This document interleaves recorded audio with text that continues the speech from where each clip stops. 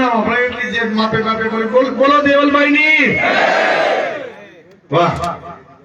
આપણી વચ્ચે આપ સૌના ભરોસે કોંગ્રેસ પાર્ટીએ નાવને તરતી મૂકી છે। બનાસકાંઠા લોકસભાની ટિકિટ આપી છે બેન શ્રી જ્ઞાનીબેન, રબારી સમાજનું રત્ન ભામાસા અને દરેક સમાજમાં હંમેશા શિક્ષણની હોય, આરોગ્યનું હોય, દરેક બાબતે છૂટા હાથે દાન આપે એવા રઘુભાઈ, અમારા ભામાસા છે એવા રઘુભાઈ, મારા રાજકીય ગુરુ કેપી ગઢવી સાહેબ, કરોલના પૂર્વ ધારાસભ્ય બળદેવજી, થરાદના પૂર્વ ધારાસભ્ય ભાઈ શ્રી ગુલાબસિંહ, બીકે જોશી સાહેબ, અને આજે તો આજ આનંદ, આજ ઉછરંગ, આજ મેળામાં ને એવા ભાઈ શ્રી ભૂદેવ સમાજના બધા આગેવાનો મનુભાઈ બધા જોડાણા છે, એમનો હૃદયથી ખૂબ ખૂબ આભાર।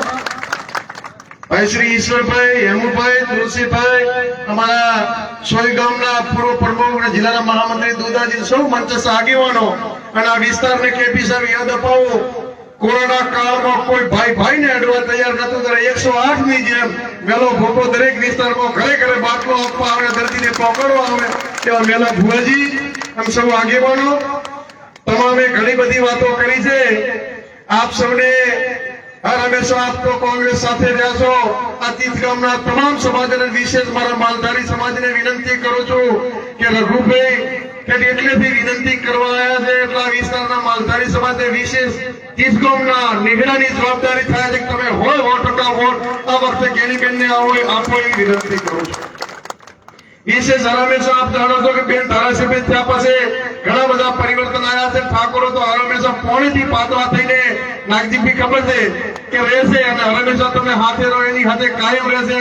એટલે બેનની બીજા વિસ્તારમાં તો ઓળખાણ આપવાની હોય તો કેપી સાહેબ ઓળખાણ આપવાની તમે બધા જાણો છો, તમારા હર હંમેશા સુખ દુઃખમાં બેન સાથે રહેશે।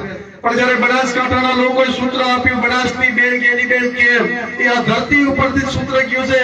એનું કારણ એ હતું કોરોનામાં જે ઊંચો વર્ણની બાઈ ને બેન મળવા ગયા, અને બાઈ જયારે ઓખમાં આંસુ આવ્યા, બેને પૂછ્યું કેમ રડો છો, તમારા ઓક્સિજનના બાટલાની વ્યવસ્થા થઈ ગઈ છે? ત્યારે એમણે કીધું તો બેન મને મોતની ડર નથી, પરંતુ મારે મારી દીકરી એક જ જણાના સંગીના પીળા હાથ કરવાના છે, બાકી મને મોતનો કોઈ ભય નથી। ને વાત કરતા કરતા એમનો પ્રાણ નીકળી ગયો, અને બેને વચન આપ્યું હતું કે આ સંગીની જવાબદારી મારી છે, આપ સૌ સાક્ષી છો।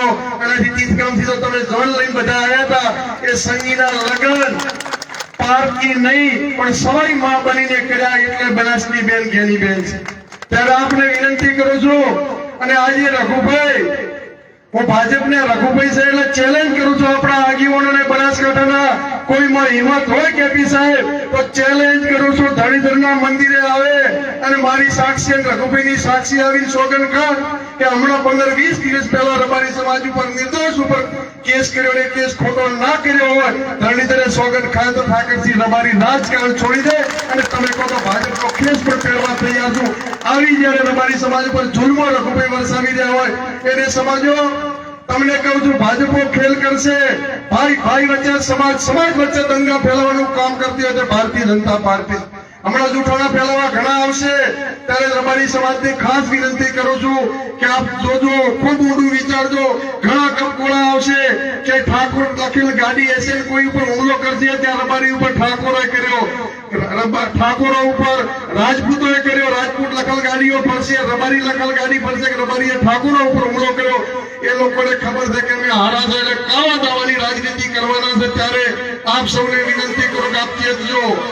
હમણાં ભાજપની એક મોટી સભા થવાની કેપી છે ડીસામાં, તો એ લોકો કહેવાના કે બનાસકાંઠાના ડેરીના કારણે દિલ્હીના લાખો લોકો હવારમાં ઉઠીને 1 લાખ લોકો ડેરીની ચા પીને દિલ્હીમાં જાગે છે। ત્યારે મારે એમને કહેવું છે કે બનાસ ડેરીના સંચાલકોના કારણે નહીં, મારી બનાસકાંઠાની ગરીબ 18 આલમની બેન દીકરીઓ સવારમાં વહેલા જાગીને છણ વાછડું કરી અને ઢોર જેવા બને ત્યારે બનાસ ડેરીનું દૂધ ત્યાં પહોંચે તો તમારા કારણે નહીં। ખાલી વધારાની વાતો કરે, આખા ગુજરાતમાં સૌથી ઓછો ભાવ વધારો આપતા હોય, નફો આપતા હોય તો બનાસ ડેરી છે હોકડા સાથે। હમણાં અણદાભાઈ ભૂલી ગયા, અણદાભાઈ કોઈ મારા ચૌધરી સમાજના ગરીબ વિધવાના દીકરો નથી લીધો। એક માસ્ટર છે અણદાભાઈ જાજ્યા, કયા ગામના માસ્ટર છે? 5 જણા લીધા ગોધા પરિવારના। એક પરિવારના 5 દીકરા લીધા એ ચૌધરી સમાજના નહીં, માત્ર ગોધા પરિવારના કોઈ ગરીબ સમાજના કોઈ વિધવાનો દીકરો લીધો હોત તો એ ગરીબને રોજી રોટી મળો, પણ કે ના એમાં તો ચૌધરીએ નહીં, તો મારો પરિવાર જ જોઈએ. માત્ર પરિવારવાદ, બનાસકાંઠા બહારથી આવીને લોકોને દબાવવાની રાજનીતિ હોય, એ રાજનીતિને જવાબ આપવાનો સમય બાક્યો છે. ત્યારે 18 આલમને વિનંતી કરું છું, બનાસકાંઠાની તમામે સમાજે પહેલી વખત એવો બનાવ બન્યો છે કે દેશને આઝાદીની જરૂર હતી ત્યારે સરદાર ભગતસિંહ હોય, સરદાર પટેલ હોય, ગાંધીજી હોય, ટાટા ટોપે હોય, એ બધાને ટાટા ને બિરલા અને જવાહરલાલ નહેરુનો મોતીલાલનો પરિવાર જ્યારે ફાળો આપી અને અંગ્રેજોને ભગાડવા માટે લડતા હતા. અત્યારે બનાસકાંઠા બહારના લોકોને ભગાડવા માટે બનાસકાંઠાની 18 આલમ મેદાને પડી છે. નોટ ને વોટ બે આપીને બેનને જીતાડવા જ્યારે સૌ મેદાને પડ્યા છો, ત્યારે આપ સૌને નમન ને વંદન. આપ સૌની વિશેષ એ પણ કહું છું કે આ વિસ્તારમાં હર હંમેશા તમારા આશીર્વાદ રહ્યા છે. તમારા આશીર્વાદના કારણે બનાસકાંઠામાં જ્યારે વાવ વિધાનસભામાં 2 વખત તમે જીત્યા, આ વખતે બનાસકાંઠાના લોકસભાના સંસદ સભ્ય બનવા જઈ રહ્યા છે, એ તમારા સૌના પ્રતાપ છે. રૂડા ને રૂપાળા તમે સૌ ખુલશો ત્યારે.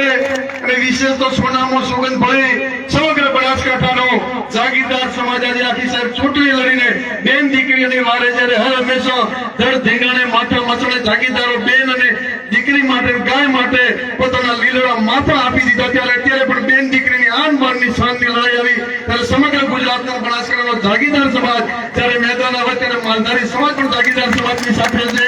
અને આપ સૌ કપે કપો મિલને લોકોને જવાબ આપવાનો સમય આવ્યો છે. ત્યારે આપ સૌ 7મી તારીખે પંજાના નિશાન ઉપર ભારે મતદાન કરજો અને ઘણા ગપ